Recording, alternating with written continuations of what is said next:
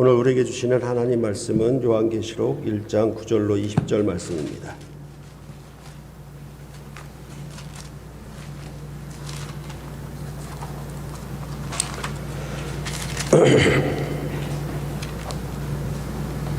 한 절씩 교대로 봉독해 올리겠습니다. 나 요한은 너희 형제요 예수의 환난과 나라와 참음에 동참하는 자라. 하나님의 말씀과 예수를 증언하였으므로 말미암아 밤모라 하는 섬에 있었더니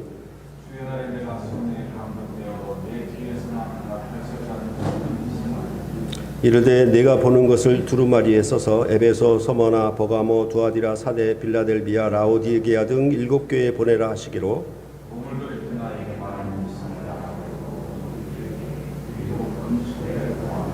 촛대 사이에 인자 같은 이가 발에 끌리는 옷을 입고 가슴에 금띠를 띠고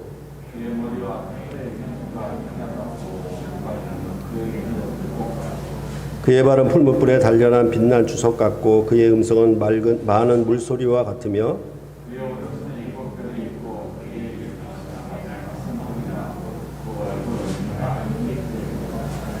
내가 볼 때 그의 발 앞에 엎드려져 죽은 자같이 되매 그가 오른손을 내게 얹고 이르시되 두려워하지 말라. 나는 처음이요 마지막이니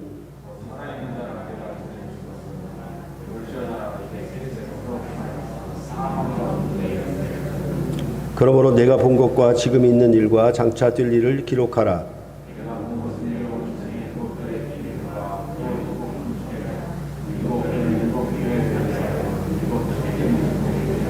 아멘. 요한계시록은 예수 그리스도의 계시다라고 한마디로 얘기할 수 있겠습니다. 그러면 어떤 계시냐라고 하면은 그것은 반드시 속히 일어날 일들을 그 종들에게 보이시려고 하나님이 그의 천사들을 그의 종 요한에게 보내어 알게 하신 것이다라고 말할 수 있겠습니다. 본집사님 나오셔서 이거 저기 어머니 드리세요.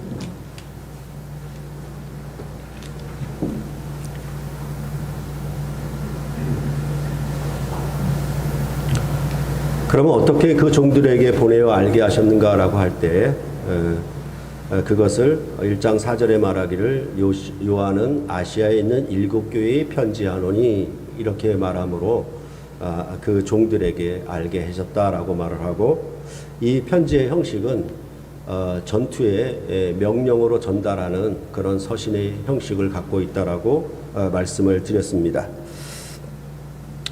그럴 때에 그 편지는 삼위 하나님의 이름으로 은혜와 평강으로 인사하는 내용이 나오고, 그에 대하여 우리를 나라와 제사장으로 삼으신 예수 그리스도에게 영광과 권세의 무궁함을 영광을 돌리는 그런 송영으로 화답하는 내용이 있었다라고 말씀을 드렸고, 그러면 어떤 일에 나라와 제사장으로 삼으셨는가 볼지어다 구름 타고 오시리라 라고 말씀하시므로 이제 모든 족속이 애곡하게 되는 하나님의 심판의 일에 나라와 제사장으로 동행케 하셨다라고 말씀하고 있고, 그럼 이런 언약의 내용에 이것을 확정해 주는 것은 이제 1장 8절에 주 하나님이 이르시되 라고 말씀하시면서 나는 알파와 오메가라, 이제도 있었고 이제도 있고 전에도 있었고 장차 오실 자요 전능한 자라, 이렇게 말씀하시므로 이 모든 언약을 반드시 성취하고 완성하실 것임을 그렇게 비준 선포하는 것으로 1장 8절에 되어 있다라고 말씀을 드렸습니다. 그러면 이제 그 아시아 7교회에 편지를 써서 보낼 때 요한은 어떤 상황에서 이 편지를 써서 보내라는 말씀을 듣게 되었는가? 그래서 요한은 어떤 사람이고 요한은 어떤 상황에 있어서 이런 편지를 보내라는 그런 말씀을 들었는가에 대해서 1장 9절로부터 11절에 말씀하고 있고, 그러면 이런 편지를 써서 보내라고 명령하신 분이 누구신가, 어떤 분이신가에 대하여 12절로부터 16절에 말씀하고 있고, 그렇게 말씀하신 분은 도대체 이렇게 명령을 내릴 만한 어떤 권세를 가지셨기에 이렇게 편지를 써서 보내라고 하는가, 그것에 대해서 바로 17절로부터 20절에 말씀해 주고 있습니다. 오늘은 1장 9절로부터 11절에 있는 말씀만 중심으로 설교를 하도록 하겠습니다. 그러면 편지를 써서 보내는 유언은 누구인가? 그리고 어떤 상황에 처해 있는가? 또 어떻게 편지를 써서 보내라는 그 명령을 듣게 되었는가? 그리고 무슨 내용을 써서 누구에게 보낼 것인가? 이런 내용이 바로 1장 9절로부터 11절에 기록되고 있습니다.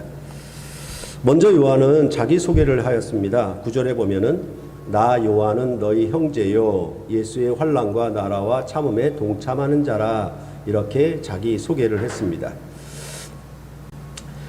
그럴 때 요한은 자기 자신을 너희 형제라고 소개를 했습니다. 그러면 이 형제라는 말은 그냥 육신의 피부치로서 형제라는 의미인가? 그런 의미가 아니라 그 뒤에 있는 말이 형제를 풀어주는 말이에요. 뭐라고 얘기하냐면 예수의 환난과 나라와 참음에 동참하는 자, 이런 자들이 바로 형제라고 그렇게 말씀을 하고 있는 것입니다.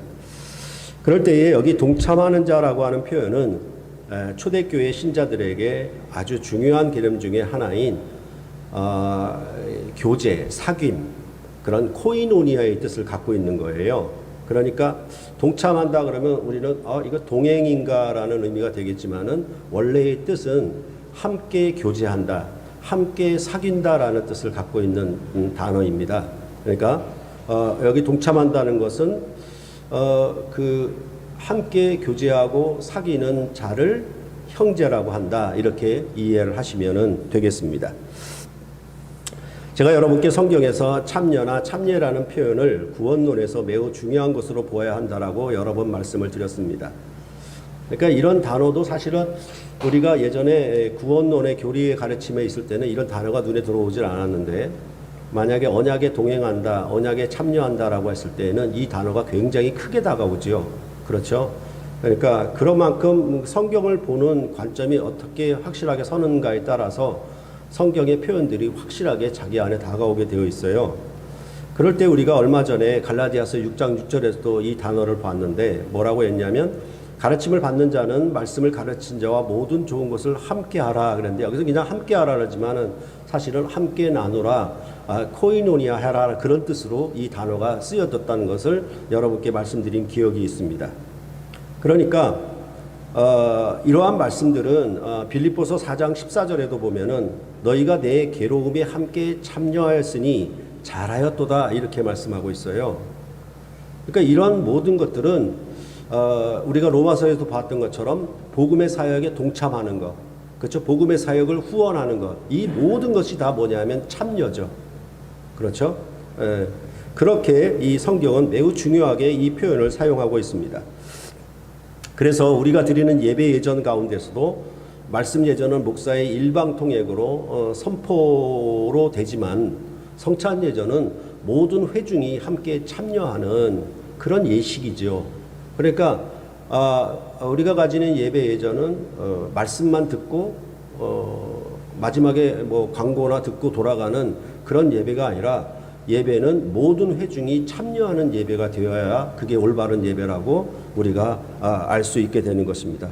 그래서 여러분께도 그 예배 예전을 갱신하면서 오히려 말씀 예전에 목사가 선포되는 그런 말씀보다 회중의 참여가 두드러지게 나타나는 성찬 예전을 더 강화시켜야 되고, 거기가 더 우리 어떤 그 놀이마당처럼 모든 회중이 참여하는 잔치가 되어야 한다라고 그렇게 말씀을 드렸던 것들도 바로 이 코이노니아와 늘 관계가 있는 말이에요. 그런 점들을 우리가 다시 한번 되새기면 좋겠습니다. 그러면 형제로서 무엇에 동참하는 자인가에 대하여 예수의 환난과 나라와 참음에 함께하는 자라, 이렇게 말을 하고 있습니다.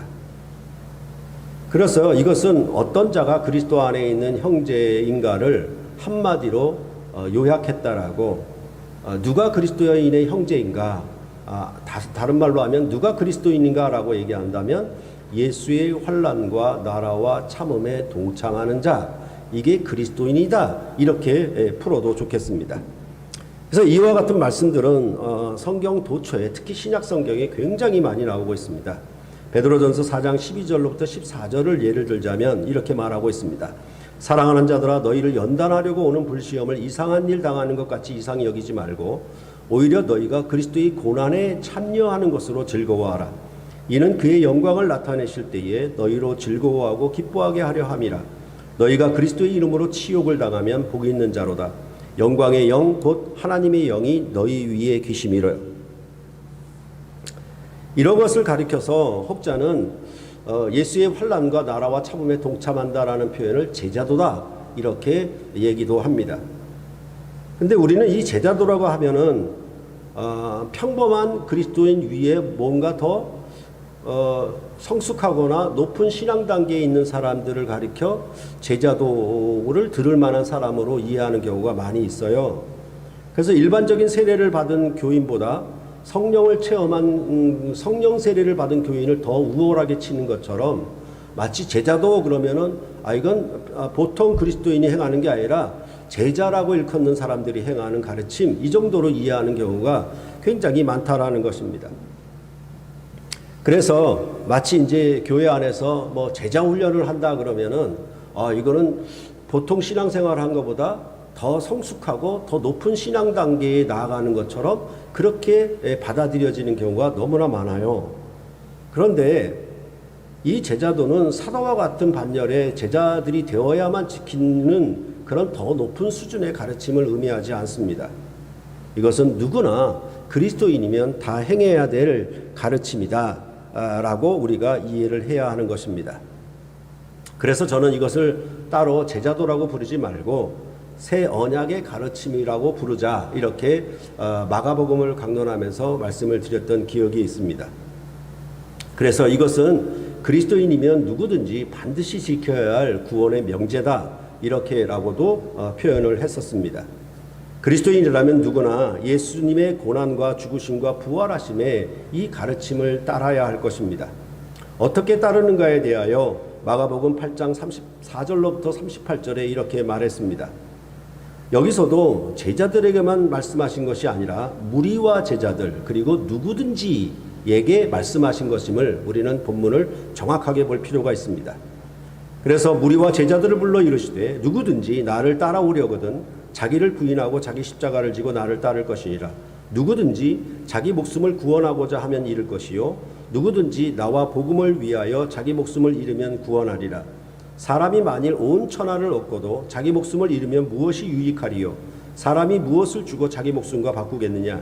누구든지 이 음란하고 죄 많은 세대에서 나와 내 말을 부끄러워하면 인자도 아버지의 영광으로 거룩한 천사들과 함께 올 때에 그 사람을 부끄러워하리라. 이 말은 뭐냐 하면 이 언약의 말씀을 이 새 언약의 가르침을 지키지 않으면 저주고 이 새 언약의 가르침을 따르면 인자가 다시 오실 때 영광 중에 참여하게 될 것이라고 그게 복이라고 이렇게 말씀하는 거예요.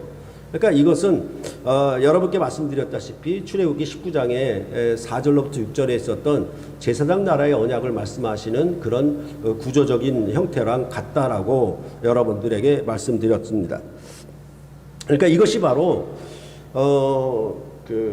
마가복음을 다룬 것이 정말 잘된 것이 뭐냐 하면 이 말씀이 신약 성경 모든 성경에 다 적용이 돼요. 그래서 복음서와 바울 서신이 서로 차이가 있다라고 하는 서로 충돌된다라고 하는 요즘의 신학계의 의견들은 전부 엉터리예요. 이 근본이 다 살아 있어요. 근본이. 그러니까 이런 부분들을 우리가 늘 새겨야 하는 것입니다.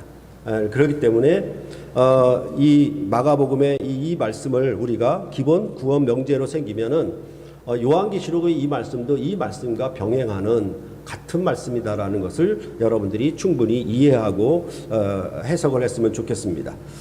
세상 사람들과 그리스도인을 구별할 수 있는 기준이 바로 여기에 있습니다. 앞에서 베드로전서에서도 나오듯이 세상 사람들은 환난이나 시험이 오면 이상한 일로 여깁니다. 두려움과 근심으로 가득하게 됩니다. 그리하여 우리가 이사야에서도 배웠듯이 나쁜 일이 생기면 우상을 찾아가 우상을 섬기는 일을 더 단단히 붙들게 되는 그런 일들이 모든 세상 사람들이 취하는 행동 방식입니다. 그래서 나쁜 일이 생기면은 그 액땜을 하려고 그런다 그러죠. 그렇죠? 그런 일을 물리치기 위해서 점장이나 무당을 불러서 구판을 벌이는 것이죠. 이것이 우상이 하는 짓, 하나님과 다른 우상이 하는 짓이라고, 우상을 섬기는 사람들이 하는 짓이라고 그렇게 이사야서가 말했던 것을 기억해 봐도 좋겠습니다. 그러나 그리스도인은 고난을 즐거워하고 영광스럽게 생각합니다. 그리스도인으로 고난이 있으면 그리스도의 영이 함께하는 증거다, 이렇게 베드로전서는 말하고 있는 것입니다.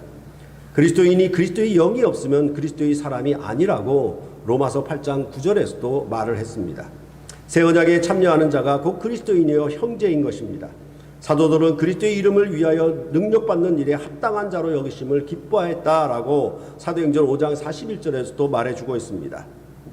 그러니까 그리스도인이라면 적어도 자기에게 이 예수의 환난이 없다라고 하면 그리스도의 영이 없은 것이고 그리스도의 사람이 아니라는 것에 대해서 생각을 하셔야 되고, 그리스도의 고난이 없다라고 하면 오히려 이것을 이상한 일로, 나쁜 일로 생각을 해야 한다라는 말입니다. 보통 가정이나 그 교회가 아무 근심이 없이 잠잠하고 평안하면 하나님께서 함께 하시는 확실한 가정이나 교회라고 생각하는 것에 우리는 아주 익숙해 있습니다. 그러나 교회는 우리 주 예수 그리스도께서 고난을 받으셨기 때문에 우리도 고난을 받습니다. 세상이 너희를 미워하면 너희보다 먼저 나를 미워한 줄로 알라고 분명히 예수님은 고별 설교에서 요한복음 15장 8절에서 말씀을 하셨던 것입니다. 그리고 예수 그리스도께서 고난을 받으심을 통해서 영광을 얻으셨기 때문에 우리도 그 영광에 참여할 것입니다. 이처럼 예수의 환난과 나라와 참음에 동참하는 것이 모든 신자들의 사명인과 동시에 사명을 감당할 때에 필수적으로 각오해야 될 그런 말씀인 것을 우리가 기억해야 할 것입니다.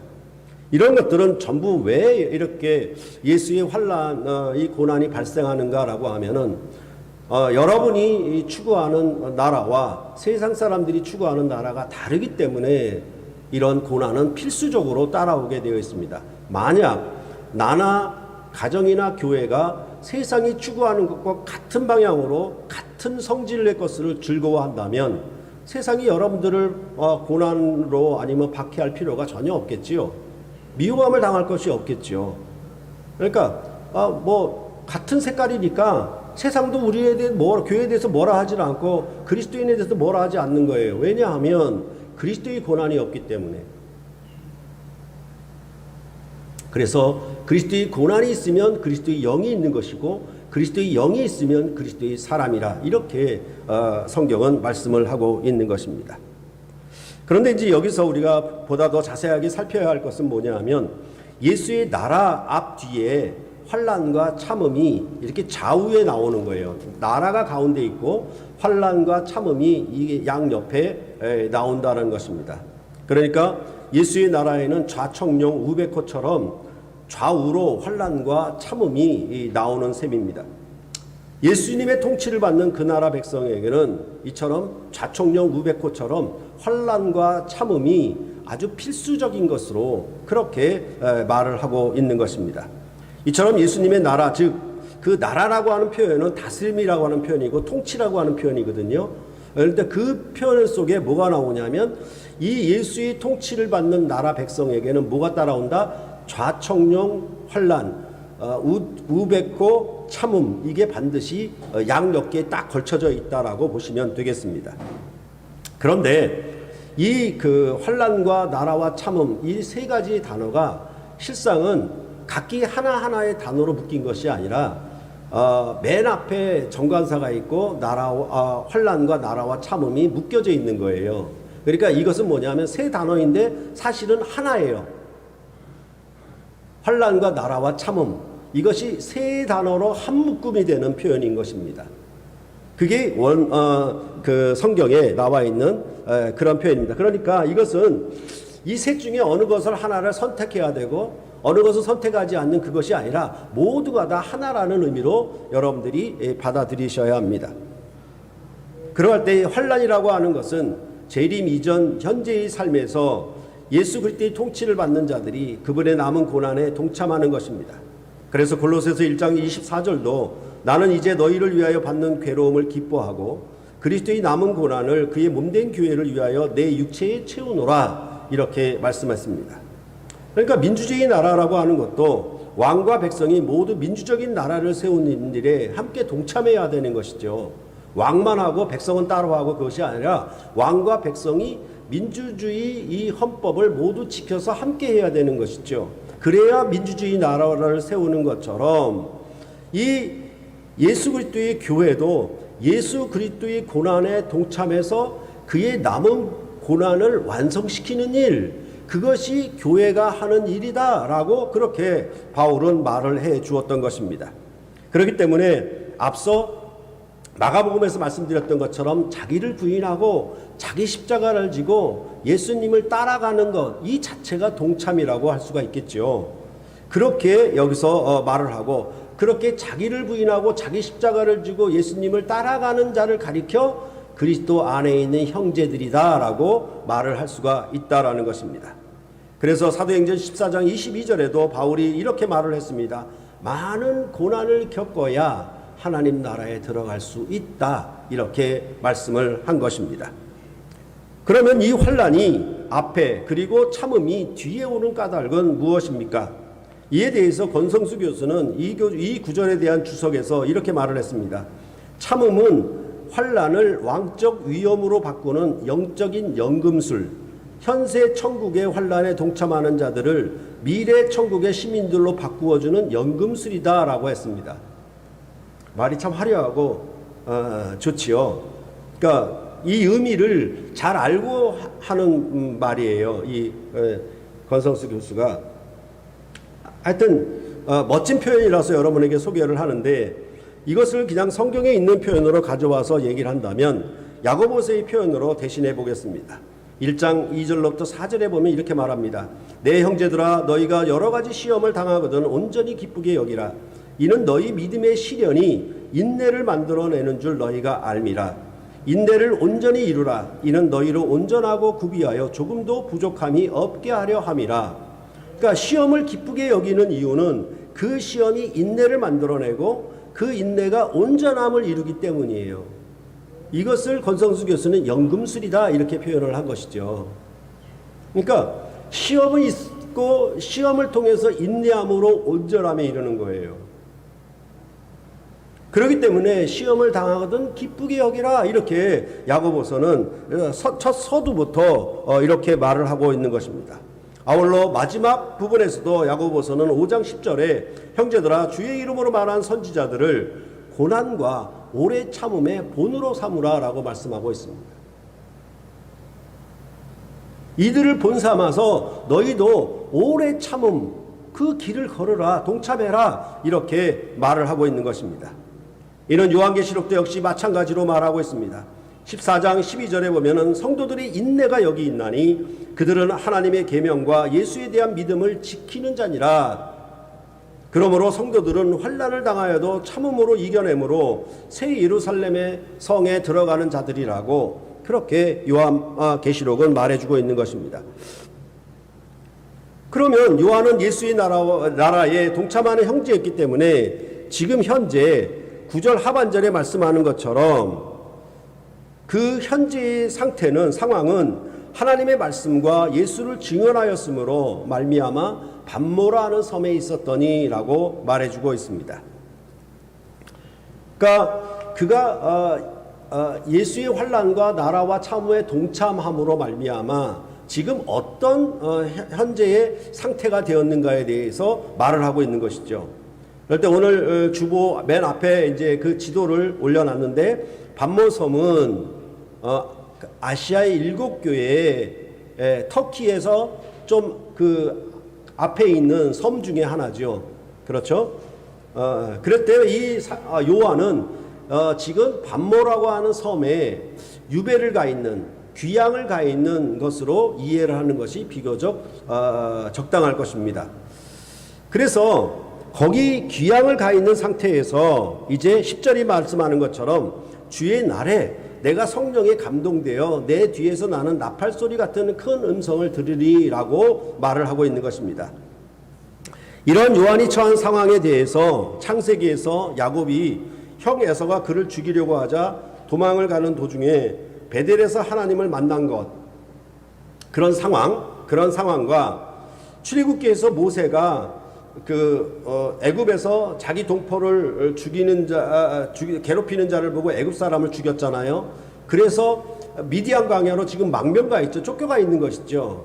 그렇죠? 그런 상황과 이 반모섬에 있는 상황과 서로 관계가 있다라고 그렇게 이제 주석가들은 말을 하고 있는 것입니다. 그러니까 그 베델에서 야곱이 하나님을 사닥다리 거기에서 만난 것도 그렇고, 이제 미디안 광야에 쫓겨가 있는 상황 속에서 시내산에서 여호와 하나님을 만나는 것, 그것도 같은 그림이기 때문에 이렇게 얘기를 하고 있는 것입니다. 그런데 하나님 나라를 세우는 기본적인 관점에서 보자면 저는 출애굽기 모세 상황이 야곱보다 더 가깝고 구체적으로 더 연결이 된다라고 생각을 합니다. 왜냐하면 모세를 거기서 만나시고 모세를 애굽으로 가라는 명령이 나오기 때문입니다. 여호와 하나님이 애굽에 있는 자기 백성의 고통과 부르짖음을 듣고 애굽인의 손에서 건져내기 위하여 모세를 애굽 왕 바로에게 보내어 이스라엘 자손을 애굽에서 인도하여 내게 하려 한 것이 오늘 본문 요한계시록에 나타난 것처럼 요한으로 하여금 아시아의 7교회에게 편지를 써서 보내라고 하는 내용이 바로 이 아시아의 7교회를 이런 로마의 박해로부터 어둠의 권세로부터 건져내도록 보내는 그런 형식을 갖고 있기 때문에 오히려 이 출애굽기 3장에 있는 내용과 훨씬 더 연결이 잘 된다라고 저는 보고 있습니다. 그래서 출애굽기가 말하는 것처럼 모세와 아론을 통해 여호와 하나님의 강한 손을 나타내어서 애굽을 열지왕으로 심판하고 이스라엘 자손을 애굽에서 인도하여 낸 것과 요한계시록의 아시아의 7교회를 로마인 바벨론을 심판함으로 건져낼 것임을 말하는 것이 서로 병행되고 가깝게 연결이 되는 것입니다. 여러분께 늘 말씀드린 것처럼 옛 출애굽과 새 출애굽의 시각을 갖고 이렇게 요한계시록을 읽으시면 좋다라는 의미입니다. 요한은 주의 날의 음성을 들었습니다. 이 말은 주님께 속한 날이라고 번역하는 것이 더 낫습니다. 왜냐하면 우리말로 주의 날 그러면 소유격이 들어갔잖아요. 근데 그게 아니라 원래는 형용사예요. 주님께 속한 날로 번역하는 것이 더 옳다라고 그렇게 주석가들은 얘기를 하고 있습니다. 그러니까 그럼 이 날은 도대체 어떤 날을 가리켜 하는 말인가? 이것에 대해서 여러 가지 주장이 있는데 구약을 보면 여호와의 날에 대해서 굉장히 말을 하고 있잖아요. 그러니까 이것은 여호와의 날과 비슷한 얘기다. 또 하나 이것은 부활절 일요일, 부활한 날을 가리키는 그 부활절 일요일을 가리키는 말이다라는 주장이 있고, 또 하나는 예배의 날이라고 하는 주장이 있는데 가장 유력한 견해는 예배의 날입니다. 매주 첫날 이렇게 고린도전서과 사도행전에 말을 했던 것처럼 매주 첫날, 그것은 바로 주일을 가리켜하는 말이기 때문에 바로 이 날, 이것이 주님께 속한 날 이렇게 보는 것, 그리고 이 날은 예배의 날로 생각하는 것이 좋겠다라고 보는 것입니다. 이것은 앞에서도 계속 제가 말씀드렸듯이 요한계시록을 언약서로 보십시오. 그 언약서로 보는 것 가운데 언약이라고 하는 건 서로 만나고 교제하는 것이 목적이니까 그건 예배 상황이거든요. 이 예배 상황에서 요한이 그 음성을 들었다라고 보는 것이 비교적 좋다라고 말씀드릴 수 있겠습니다. 그래서 앞서에서도 편지에서도 인사와 송영이 나오고 그 다음에 거기에 대한 확실한 비준이 선포되는 그 모든 것들이 다 예배 형식이고 언약 형식이기 때문에 이 내용도 그렇게 연결지어서 보는 것이 좋다라고 생각할 수 있겠고, 또한 우선 그렇게 생각을 하고요. 그 다음에 요한이 음성을 들었는데 그의 상태는 어떤 상태에 있냐면 성령 안에 있다라는 것이에요. 그러니까 이것도 뭐라고 얘기했을까? 어떻게 얘기가 되어야 되냐면 니고데모의 경우에 거듭났다라고 하는 거, 새로 났다라는 표현이잖아요. 그러니까 이게 어떤 의미냐면 성령 안에서 거듭나 있는 상황이에요. 성령 안에 있는 상황이, 그렇게 우리가 이해를 하는 게 좋겠어요. 그러니까 우리말 성경에는 성령에 감동되어 그랬으니까 우리가 감동된다는 말에 굉장히 휩쓸리잖아요. 이 해석이. 그게 아니고 뭐냐 하면 성령 안에 있는 상태예요. 성령으로 된 상태예요. 그렇게 이해를 하는 것이 좋겠습니다. 그렇기 때문에 이것을 그 성령의 감동을 말할 때 어떤 성령의 황홀경 상태에 들어간다든가 아니면 비몽사몽의 그 무아지경에 빠지는 것을 그래서 입신하는 것처럼 우리는 성령의 상태를 자꾸 그렇게 생각을 해요. 그게 아니에요. 그래서 이게 이제 잘 이해가 안 되니까 주석가들은 뭐라고 얘기하냐면 이런 경험을 그렇게 신비적인 세계에 빠지는 것뿐만이 아니라 현실적인, 현상적인 거, 이건 상징적인 표현이다라고 이렇게 말을 하는데 그 말을 읽어도 저는 무슨 말인지 이해를 못 하겠어요. 그런데 이걸 아주 쉽게 얘기하자면 성령 안에 있는 상태, 이거를 아주 쉽게 얘기하면 너 사랑에 빠졌구나. 이거예요. 너 사랑에 빠졌구나. 그쵸? 그러면 그게 어떤 의미로 무아지경이 될 수도 있겠죠. 그쵸? 그 현상과 뭐 신비 세계를 오고 가는 그런 표현이 될 수도 있어요. 근데 이거는 우리가 어떤 신비적 세계에 들어간다는 의미가 아니라 우리가 익숙하게 사용하고 있는 너 사랑에 빠졌구나. 달콤한 사랑에 빠졌구나. 그 얘기가 뭐냐 하면 성령 안에 있는 상태예요. 더는 자세히 제가 설명 못하니까 여러분들이 이해하시길 바라고요. 그럴 때에 이게 뭐냐 하면 사랑하는 연인은 서로의 음성을 가장 잘 들어요. 잘 알아요. 왜? 서로 사랑에 빠졌기 때문에. 어느 누구보다 이 사랑에 빠진 연인들이 서로의 음성을 잘 들을 수 있어요. 그게 바로 성령 안에 내 뒤에 나는 그 나팔소리 같은 큰 음성이 들렸다라는 표현이에요. 그렇게 볼 때 우리가 예배드리는 이것 자체도 뭐냐 하면 혼인잔치거든요. 신랑과 신부가 만나는 사랑의 잔치예요. 그렇죠? 그러니까 설교가 좀 거칠고 막 고조로 올라가고 말이 막 빠르더라도 전체적인 것은 뭐다? 이거는 사랑의 언어래요. 여러분들과 저는 사랑에 빠져서 예수님의 말씀을 듣고 있는 거예요. 그게 예배잖아요. 그렇죠? 그러니까 그렇게 주의 날에 성령에 있는 상태, 이런 표현을 여러분들이 그렇게 이해하시면 되겠습니다. 그럴 때 요한이 들은 음성은 자기 뒤에서 나는 나팔소리 같은 큰 음성이라고 말해주고 있습니다.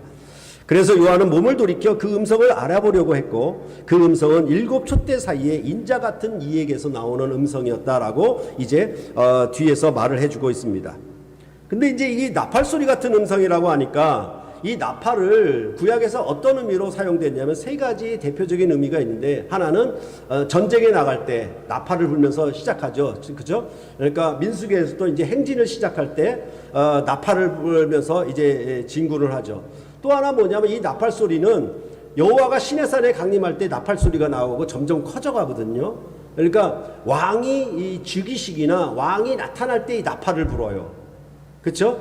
그런 것들도 요즘에도 이 나팔 부르는 현상들을 여러분들이 잘 이해할 수가 있겠죠. 또 하나는 뭐냐 하면 제사를 드릴 때, 희생 제사를 드릴 때 그것이 서원하는 제사일 경우에 이렇게 나팔을 불어요.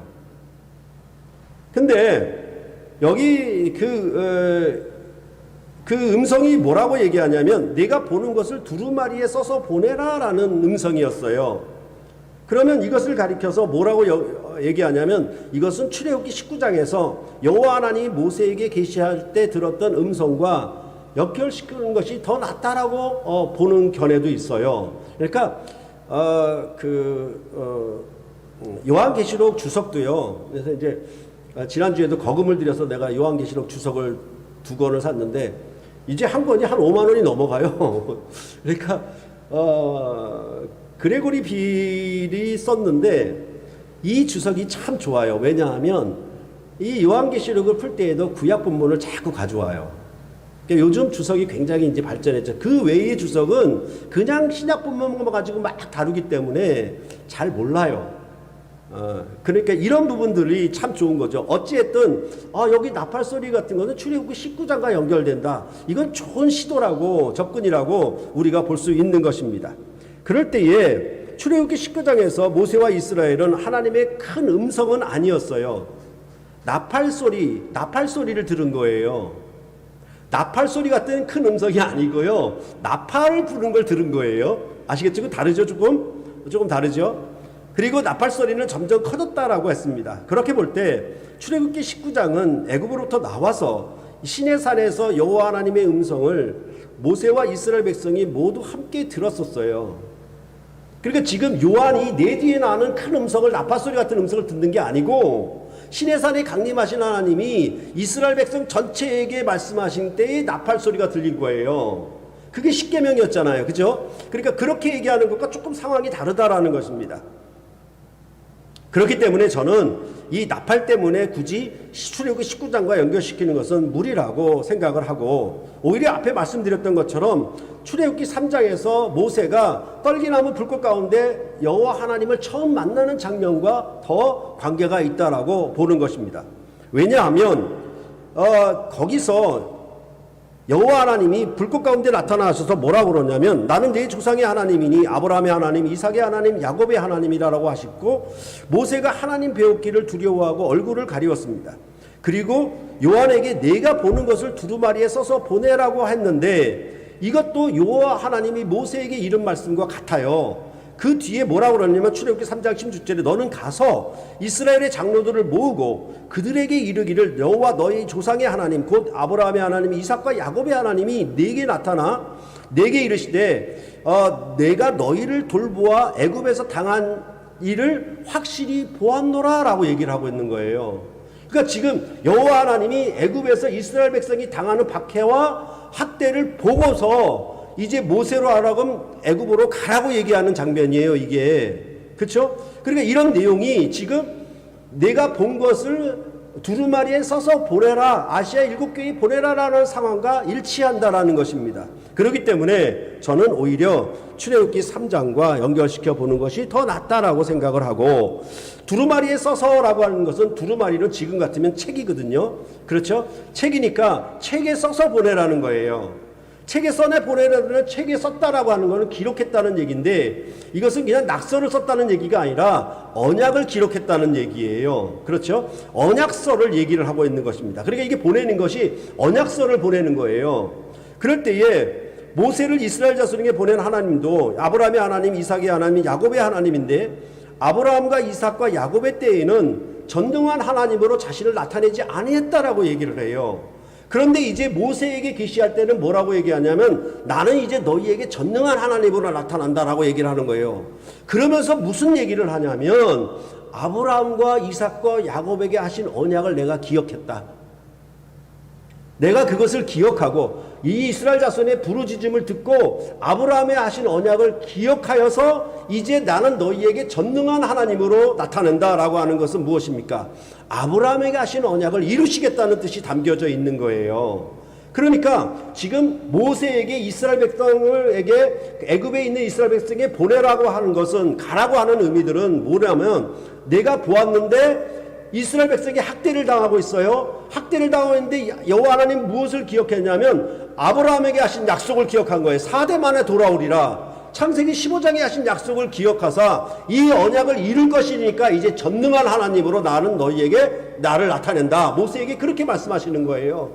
이런 내용이 우리가 앞에 지난주에 1장 8절에서 얘기를 했었죠. 나는 알파와 오메가라, 이제도 있고 전에도 있었고 장차 오실 자요 전능한 자라라고 얘기했을 때, 이 전능한 자라고 하는 표현은 그냥 무소불위의 어떤 파워가 있다는 말이 아니라 하나님의 언약의 성취를 이루기 때문에 전능하시다라고, 그냥 신이기 때문에 전능하시다는 말이 아니라 하나님이 하신 언약을 성취하시기 때문에 전능하시라고 말씀했던 것처럼, 출애굽기 3장에서도 역시 똑같이 뭐냐 하면 아브라함에게 하신 언약을 성취하기 때문에 이제 애굽에 있는 백성을 끌어내서 아브라함이 하신 약속을 성취하기 때문에 나는 전능한 하나님으로 계시하시는 거예요.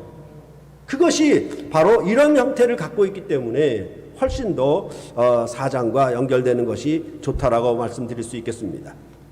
그러면 내가 보는 것은 20절에 더 설명을 해주고 있습니다. 내가 본 것은 내 오른손의 7별의 비밀과 7 금촛대라. 7별은 7교회의 사자요 7 촛대는 7 교회니라 라고 말을 하고 있습니다. 앞서 말씀드린 바와 같이 여호와 하나님이 애굽에서 학대를 당하고 있는 이스라엘 자손을 보고 모세를 보내었던 맥락과 같습니다. 이와 같이 아시아 7교회도 로마로부터 학대를 당하고 있었던 것입니다. 그리고 사도 요한도 반모섬에 모세처럼 미디안 광야에 망명가 있는 것처럼 유배당하 있는 상황이 같아요. 거기서 여호와 하나님이 시내산에서 모세를 불렀거든요. 그러한 상황들이 서로 연결이 되기 때문에 여러분들이 그렇게 보시는 것이 훨씬 더 낫다라는 것입니다.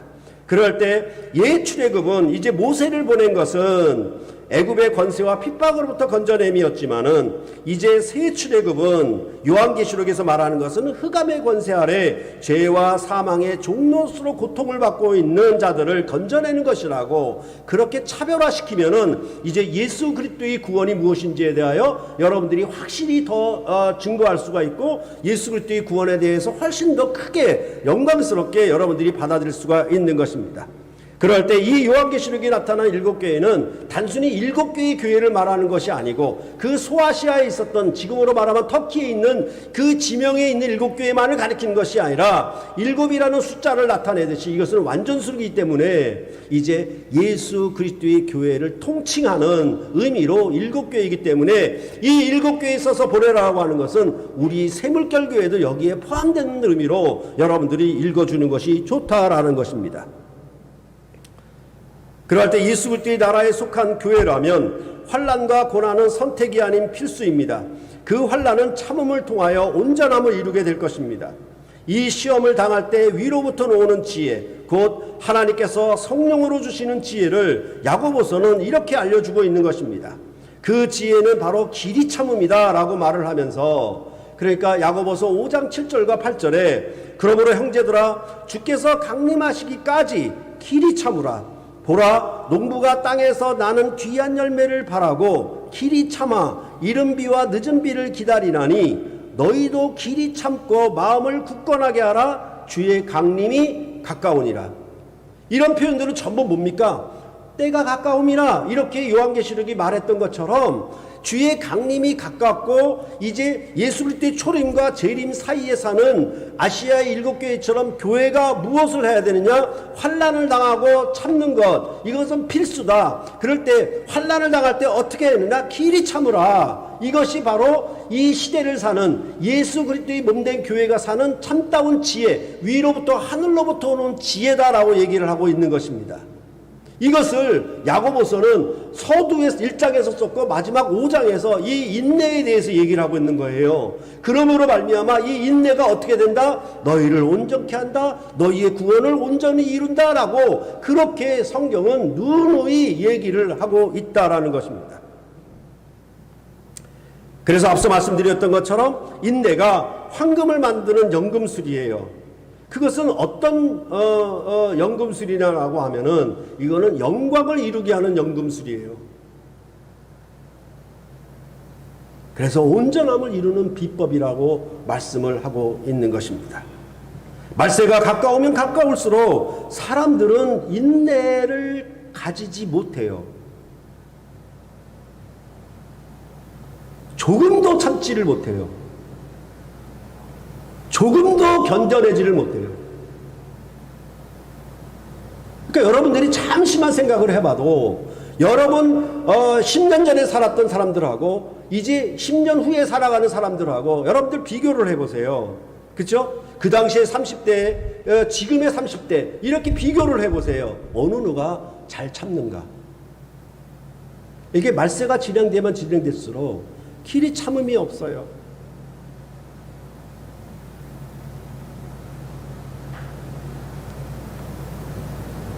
그러면 어떻게 되냐면 울분과 분노가 나타나게 되는 것이고 나오게 되는 것이고 그 다음에 또 뭐가 나오냐면 원망하는 말이 나오게 되는 거예요. 그러니까 이 입에서 찬송과 비난이 두 개가 나오면 안 되잖아요. 한 샘에서 한 물이 나와야 되는데 한 샘에서 달콤한 물과 쓴 물이 나와서는 안 되잖아요. 그런데 이게 같이 나온다는 거예요. 그러니까 이게 뭐냐 하면 뭔가 온전함을 이루는 거에 대하여 세상 사람들은 견뎌내질 못하는 겁니다. 그러나 그리스도께서 고난하고 참으로 하나님이 구원 역사 속에서 길이길이 참으신 것을 우리가 본다라고 하면, 또 하나 우리는 뭐냐면 부모가 자식을 위하여 얼마나 오래 참는가를 본다라고 하면, 이거는 우리에게 가능한 거예요. 불가능한 것이 아니에요. 그랬을 때 참으로 이것을 참지 못하고 그냥 조금만 어려움이 있고 조금만 시험이 닥치면은 뭐 이 직장 저 직장으로 막 옮기거나 이런 현상들이 마구 일어나는 거예요. 그래도 모든 관계가 쉽게 파괴가 되고 어려워지는 거예요. 그러지 말고 참으로 이 시험을 당하거든 기쁘게 여겨라. 그 시험은 인내를 만들어내고 인내는 온전함을 이룬다. 이게 하나님의 구원의 역사다. 그렇게 얘기해서 내가 예수의 나라의 그리스도인으로 그리스도 안에 있는 형제라고 한다면은 예수의 통치를 받는다라고 하면 환난을 당했을 때 어떻게 하느냐? 참음으로 온전함을 이루어라라고 얘기를 하고 있는 거예요. 그것은 정말 이상한 일이 아니다. 그건 너한테 나쁜 일이 아니다. 그건 참으로 즐겁고 기쁜 일이다. 그로 말미암아 어떻게 한다? 너희는 인내를 통해서 영광에 이르게 될 것이라라고 그렇게 하늘의 지혜를 주고 계시는 것이에요. 이것이 여러분을 온전하게 하시는 하나님의 섭리요, 여러분을 향하신 하나님의 뜻이라라고 성경은 얘기를 하고 있는 것입니다. 바로 이 일을 예수 그리스도께서 이루셨고 그 환난을 능히 참고 이기심으로 영광에 오르신 것처럼 우리도 그 환난을 참고 이겨서 영광에 이르게 될, 이것이 그리스도 안에서 나아가는 새로운 살 길이라고 그렇게 히브리서가 말씀했던 것처럼 여러분과 저에는 이 길에 동참하는 것이 그리스도인으로 사는 삶이라고, 그것이 능력이고 권세라고 그렇게 성경은 우리에게 말씀하고 있는 것입니다. 이 고난의 때에 여러분과 제가 길이 참음으로 반드시 승리해서 온전함을 이루고 영광을 쟁취하는 여러분과 제가 되시기를 간절히 바라고 소원하는 것입니다. 기도하시겠습니다.